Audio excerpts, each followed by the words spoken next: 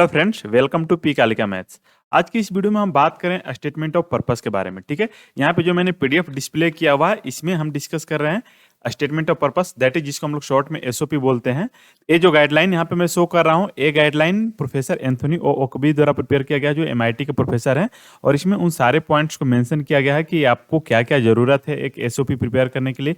आप एक professional and बहुत ही बेहतरीन एसओपी कैसे प्रिपेयर करेंगे।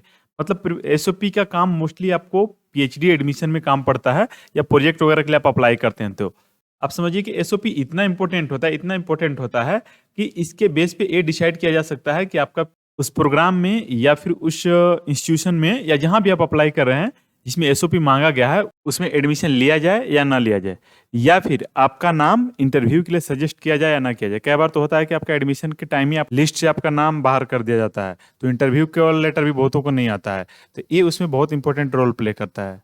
आजकल एसओपी का डिमांड काफ़ी बढ़ गया। मतलब आप कहीं भी पीएचडी के लिए अप्लाई करें, या प्रोजेक्ट के अप्लाई करें, या रिसर्च एसोसिएट के लिए अप्लाई करें, ठीक है, तो या फिर एमएससी बाय रिसर्च के लिए अप्लाई करें, तो मोस्टली जगह आजकल एसओपी मांगा जाता है। इसी को शॉर्ट में एसओपी बोला जाता है। तो इसमें क्या है कि ठीक है, आपका जो एकेडमिक क्वालिफिकेशन है वो तो है, जो भी आपकी डिग्री है, जो कुछ भी आपके पास इंफॉर्मेशन हो तो ठीक है, बट इसके अलावा भी एसओपी आपसे मांगा जाता है। एसओपी में मोस्टली ये पूछा जाता है आप इस सब्जेक्ट में क्यों अप्लाई करना चाह रहे हैं, आप ये इंस्टीट्यूट क्यों चूज कर रहे हैं, आप इस फैकल्टी के अंदर क्यों आना चाह रहे हैं। ऐसे बहुत सारी इन्फॉर्मेशन होती है। तो जब आप प्रिपेयर करें तो उसमें क्या क्या बातें ध्यान रखनी होगी, वो इस पीडीएफ में एक्सप्लेन किया गया था। इस पीडीएफ का लिंक मैं डिस्क्रिप्शन बॉक्स में प्रोवाइड कर दूंगा, तो आप वहां से डाउनलोड करके पढ़ लेंगे। बाकी शॉर्ट में मैं ओवरव्यू बता दे रहा हूँ आपको कि इसमें क्या क्या मेंशन है, क्या क्या ज़रूरत है।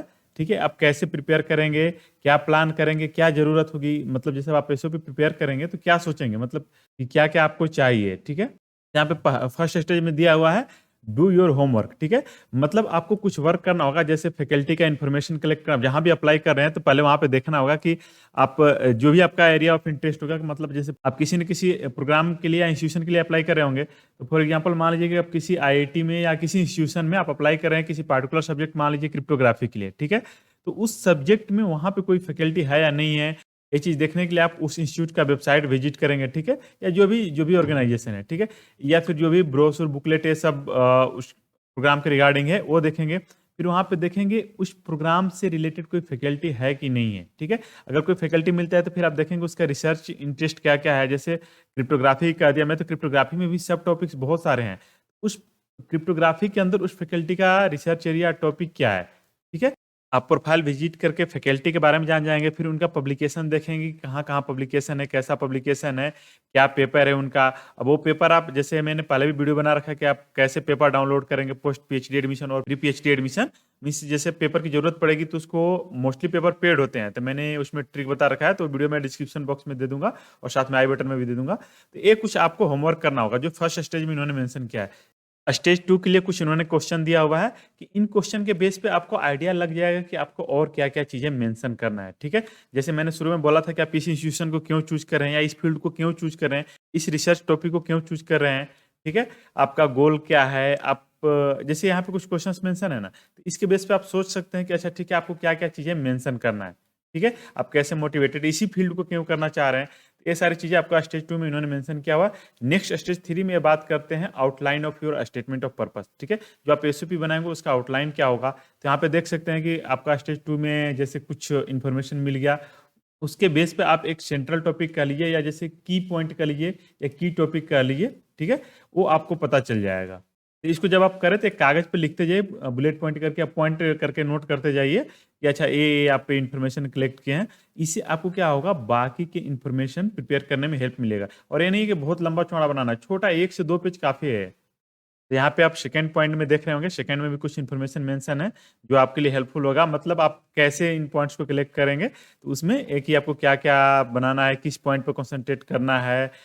और ये जो थर्ड वन मेंशन है ये बहुत ही इंपॉर्टेंट है। ठीक है, एसओपी में ये तो आप एसओपी कैसे भी प्रिपेयर करें, बट ये चीज डेफिनेटली आपके एसओपी में होना चाहिए। ठीक है, तो इस चीजों का आप ध्यान रखेंगे।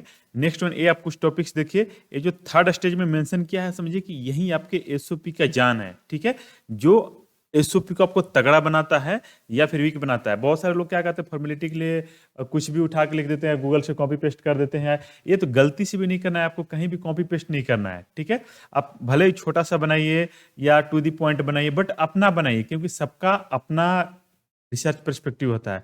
मैं क्यों करना चाह रहा हूँ, मैं इस इंस्टीट्यूशन को क्यों चूज़ कर रहा हूँ, मैं ये एरिया क्यों चूज़ कर रहा हूँ, ये सिर्फ़ मैं ही जानता हूँ, आप नहीं जानते, ठीक है? तो ये सबका अपना होता है, तो ये कुछ क्वेश्चन मेंशन है कि आपका क्या पॉजिटिव पॉइंट है, आपका क्या कैरेक्टरिस्टिक गोल है, ऐसे बहुत सारी बातें हैं, तो यहाँ पे मेंशन है, तो आप इसके बेस पे आप अपना टॉपिक्स, पॉइंट्स या जो भी की पॉइंट आप बनाना चाहते हैं, वो प्रिपेयर कर सकते हैं। एंड फोर्थ वन है, ठीक है? ये ड्राफ्टिंग से रिलेटेड है कि आप एसओपी का ड्राफ्टिंग कैसे करेंगे।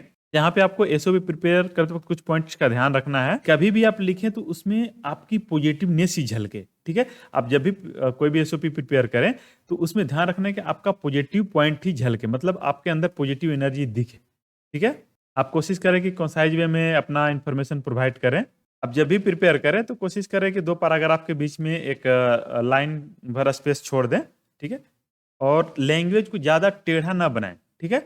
लैंग्वेज को थोड़ा-सा ईज़ी वे में प्रेज़ेंट करें। और जैसे होता है ना कि बहुत सारा हम कॉपी पेस्ट करते हैं या टेढ़े-मेढ़े वर्ड यूज़ करते हैं, तो जो आपको ना पता हो तो कोशिश करिए कि वैसे वर्ड आप यूज़ ना करें।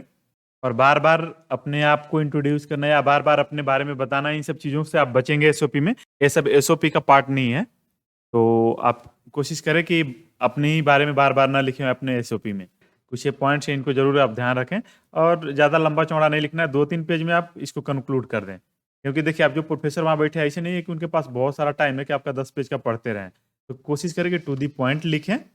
लास्ट में कुछ सैल्यूटेशन दिया हुआ है, तो आप इसको यूज़ करें। लास्ट वन, ये बहुत इम्पोर्टेंट है। आप जब प्रिपेयर करें, तो फिर से उस पे थोड़ा-सा आपको वर्क करना होगा, ठीक है?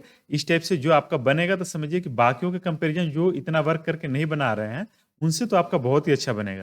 जैसे मैंने शुरू में बताया था कि ये गाइडलाइंस प्रोफेसर एंथोनी ओकबी द्वारा प्रिपेयर किया गया है। यहाँ पे कुछ और भी यूज़फुल लिंक्स हैं, तो आप यहाँ से भी हेल्प ले सकते हैं। आई होप ये शॉर्ट इन्फॉर्मेशन मैंने जो प्रोवाइड किया, जो इन्होंने अपने गाइडलाइंस में मेंशन किया हुआ है, तो आपके लिए हेल्पफुल होगा। तो थैंक यू।